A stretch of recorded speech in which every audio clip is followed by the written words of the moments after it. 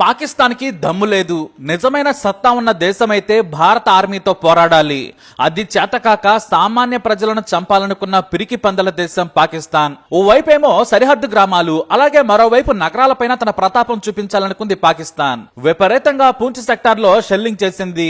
ఆ క్రమంలోనే ఓ ఘోరాతి ఘోరం జరిగింది.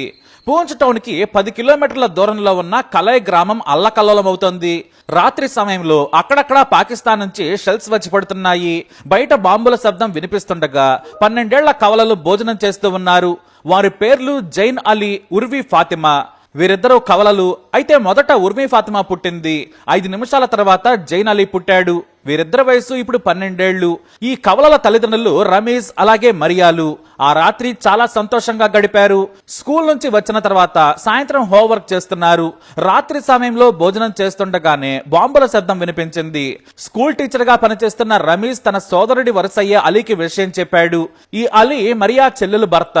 పాకిస్తాన్ వైపు నుంచి బాంబులు పడుతున్నాయని చెప్పాడు. సరిహద్దుకు కేవలం 10 కిలోమీటర్ల దూరంలోనే ఉంది ఈ గ్రామం. బాంబుల శబ్దం వినిపించడంతో పూంచ్కు మీరు వచ్చేయమని చెప్పాడు. నేను కారు తీసుకుని వస్తున్నాను, మీరు సిద్ధంగా ఉండమని చెప్పాడు రమేష్ సోదరుడు. దీంతో రమేష్ సరేనన్నాడు. రమేష్ సోదరుడు రావడానికి ఆలస్యమైంది. రాత్రి 9 గంటలు దాటింది. మరోవైపు బాంబుల శబ్దం గంట గంటకు పెరుగుతూ ఉంది. కవల పిల్లలు జైన్ ఉర్వాలు పడుకున్నారు. సాయంత్రం వరకు ఆడుకొని అలసిపోయి ఆ తర్వాత భోజనం చేసి పడుకున్నారు. బాంబుల శబ్దం కూడా పట్టించుకోవడం లేదు. మరోవైపు కరెంటు తీసేశారు. కరెంటు వెలుగులుంటే పాకిస్తాన్ సులువుగా దాడులు చేయగలుగుతుందని కరెంటు తీసేయమని అప్పటికే దగ్గరున్న గ్రామాలకు ఆర్మీ సమాచారం ఇచ్చింది. దీంతో తలుపులు పెట్టుకుని ఫోన్లో సమాచారం తెలుసుకునే ప్రయత్నం చేస్తున్నారు. అయితే దూరంగా బాంబ్ షెల్స్ పడుతూ ఉన్నాయి. రమేష్ కు అతని భార్య మరియాకు కంగారు పెరుగుతోంది. పిల్లల గురించే వారి బెంగంతా. ఇక తమను తీసుకెళ్తామని చెప్పిన వ్యక్తి ఇంకా రాలేదని బయటకొచ్చి చూశారు. అప్పుడే వారికి సరిగ్గా 1 కిలోమీటర్ దూరంలో బాంబు పడింది. దీంతో నేలపై పడుకుని వెయిట్ చేస్తూ ఉన్నారు. ఇంతలో దూరంగా ఓ కారు కనిపించింది. రాత్రి 10 గంటల సమయంలో రమేష్ సోదరుడు అలీ వచ్చాడు. అలాగే మరియా సోదరి కూడా వారితో వచ్చింది.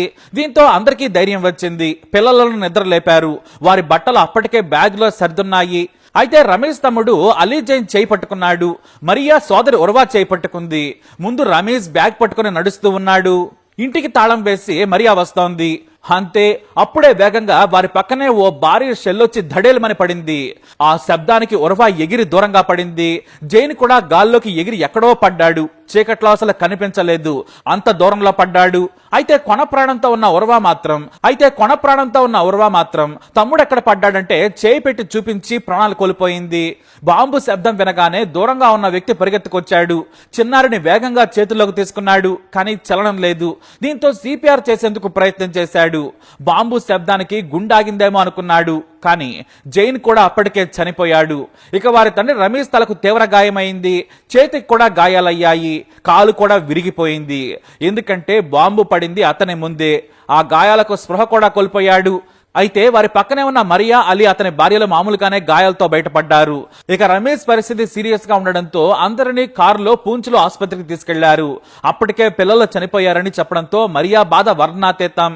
పిల్లల దగ్గర నుంచి మరియా కదలలేకపోయింది. రమేష్ పరిస్థితి సీరియస్ గా ఉండడంతో అలీ రజౌరీలోని పెద్ద ఆసుపత్రికి ప్రయాణం మొదలు పెట్టాడు. కానీ ఓ పక్క బాంబులు పడుతూ ఉన్నాయి. అయినా 4 గంటల ప్రయాణం చేసి తీసుకెళ్లాడు. ఆసుపత్రిలో అయితే చేర్పించాడు. కానీ నేటికి చావు బ్రతుకుల మధ్యలోనే ఉన్నాడు. 5 నిమిషాల వ్యవధిలో పుట్టిన కవలలు నిమిషం వ్యవధిలో చనిపోయారు. ఆ తర్వాత భారత్ కాల్పుల విరమణ ప్రకటించింది. 2 రోజుల తర్వాత పరిస్థితి సాధారణ స్థితికి వచ్చింది. అయితేనే అప్పటికి జరగాల్సిందంతా జరిగిపోయింది.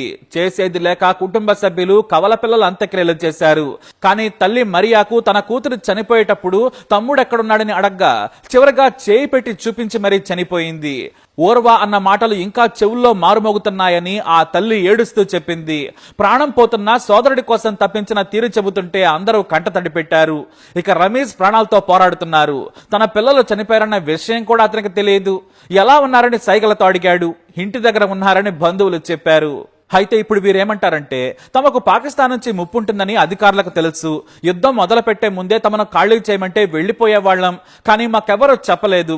రాత్రి వచ్చి మరునాడు ఉదయం బలవంతంగా వెళ్లిపోమని చెప్పారు. మేము ఇంత సీరియస్ గా ఉంటుందనుకోలేదు. మేమిప్పుడు ఎవరి కోసం బ్రతకాలని మరియా కన్నీరు మున్నీరవుతోంది. ఇక యుద్ధం ప్రక్రియ పూర్తయ్యాక అందరూ ఇప్పుడిప్పుడే గ్రామానికి చేరుకుంటున్నారు. ఈ గ్రామంలో చనిపోయింది ఆ ఇద్దరు పిల్లలే. 2 వారాల క్రితమే పుట్టినరోజు వేడుకలు కూడా జరుపుకున్నారు. ఇక భర్త బ్రతుకుతాడో లేదో తెలియదు. పిల్లల అల్లరి కనిపించదు వినిపించదు అని మరియా ఏడుస్తున్న తీరు అందరినీ ఏడిపిస్తోంది. వాస్తవానికి ముందే గ్రామ ప్రజలను తరలిస్తే సరిపోయేది, కానీ ఏ గ్రామంలో ఏ టెర్రరిస్ట్ ఉన్నాడో ఆర్మీకి తెలుసు. చాలా మంది పాకిస్తాన్ తీవ్రవాదులకు సమాచారం కూడా ఇస్తుంటారు. దీంతో భారత్ మెరుపుదాడి చేసింది. కానీ పాకిస్తాన్ ఇలా పిరికిపంద యుద్ధం చేస్తుందని ప్రపంచమంతా తెలుసు, కానీ వారికి మాత్రం తెలియలేదు పాపం. పాకిస్తాన్ ధ్యేయం ఒకటే, ఇండియా గడ్డపై ఉన్న వాళ్ళు చనిపోవాలి. వారి సైనికులైనా సామాన్య ప్రజలైనా వారికి సంబంధం లేదు.